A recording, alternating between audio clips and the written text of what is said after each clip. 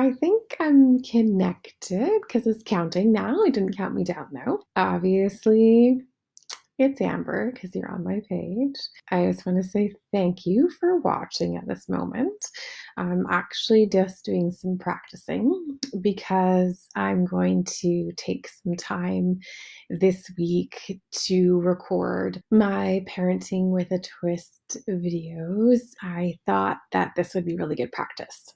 So I'm doing it actually also on my Instagram story. I'm just sharing a tip for us going through the pandemic with homeschooling and using my various hats. So sometimes I feel like I'm using my social work one, sometimes my teacher one, sometimes my tutor one, and then sometimes my parent one. And then I'll find one for myself in there as well. It's usually the exercise one. I just wanted to see if there was anybody that needed or wanted any questions answered in relation to what's going on and my area of expertise. So I was on the radio station for the Parksville the Beach radio station this morning and talking to them about what we've heard and what's kind of happening. And so I'm sure we're all aware that we're not going physically back to school, but online learning is still going to happen. And what does that look like?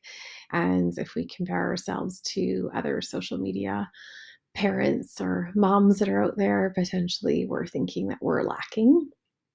And so my message really is just to say that you're not, just be a mirror of yourself and what your family and your family's needs are.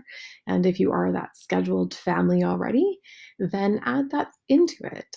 If you're a family that really doesn't, then I wouldn't suggest doing that in this time. The other thing is role modeling. So when parents are typically asking me, how do I get my child to do homework? I often ask them, what homework do you do? With a smile.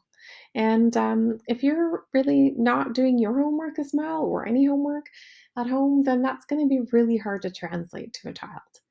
And so, what I'm suggesting to you is if there are any parents that are at home and they're not working and they're hearing this, take a course. There's so many free online right now. Basically, anything you want, the world is offering you at this moment. And so, take that time and sit down with your kids while they're doing their work and really role model what that looks like. Role model what a struggle looks like. Role model what to do when you don't understand what to do, and just be really present for them in that. Looking at what their interests are and what your interests are, and seeing where the crossover might be or how to be more engaged in theirs, and then ask them to be more engaged in yours. So, for instance, we play Foursquare. One of my sons really likes soccer. So, typically, when he's in his spot, he is asking us to do soccer. When I'm in the Foursquare spot, in the number one spot, I'm getting us to do like squats and lunges and jumping jacks because I want to work out. And so it's just sort of that amalgamating of interests. And, I guarantee you an interest that your child has, you can find a way to ask some questions about it or design something around it that's going to feel like an educational purpose. If you need help with that, feel free to reach out. So again, mirror who you are and mirror what your house is like. Role model where you want your kids to be and look at their interests. And remember that we're not coming out of this pandemic to be a scholar or to, change the world in terms of your child's math score or something like that. We're coming out, hopefully, to just be a stronger version of ourselves and our children and closer. And so you don't need to be comparing yourself to others. You don't need to comparing your children to others. And you just need to get through this. And before I was somebody that was a really big life planner. So, I do my vision board for the year. And it was really weird because this year, actually, I didn't do one. It was probably my first year in a really long time.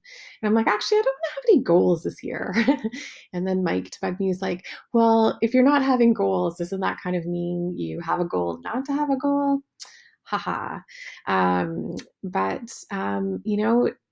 I'm just saying, take this moment by moment. You're going to have some tough moments, and then you're going to have some really good moments. And that's okay. Like, there's no right or wrong in this. And again, role model that for your kids, mirror that for your kids. And one simple kind of tip I'll leave you with as we go is finding your heartbeat. So whether you find your heartbeat where your heart is, whether you kind of lean on your neck and find your pulse, or find it on your wrist, and stop your head. It's your head that causes these thoughts that go around and kind of create chaos. But really stop and put your hand on your heart and feel that if your heart is beating, you're getting through this, and you can really stop those recurring thoughts in your head, or do your best to do that. But yeah, those are my tips for today. So mirror what your house can do, role model for your kids, look to your role models to help you through that. So look at their interests, look who's on your team, and then find your heartbeat. All right. Thanks, guys. I really hope that it was helpful. And I'm very happy for anybody to connect, to ask any sort of question.